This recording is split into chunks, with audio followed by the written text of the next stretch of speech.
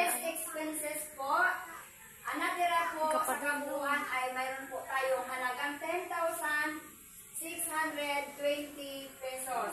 At sa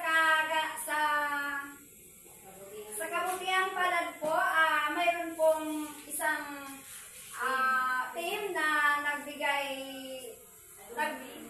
biyaya po para sa ating simbahan.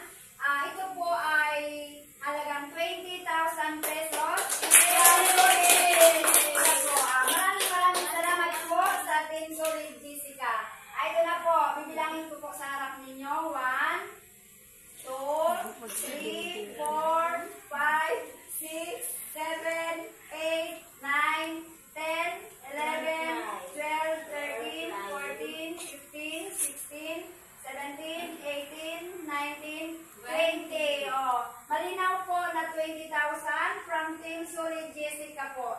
At ito po ay hindi rin makakarating dito sa ating kung wala rin po sa pamamahala ng ating kabarangay na si Mrs. Marites B. Cortades. Kaya po, sa Team Solid Jessica po, maraming salamat po sa naibigay ninyo. Asahan po ninyo na mapupunta po ito sa project na aming ginagawa po ngayon. Patuloy po namin gagawin. Maraming salamat po.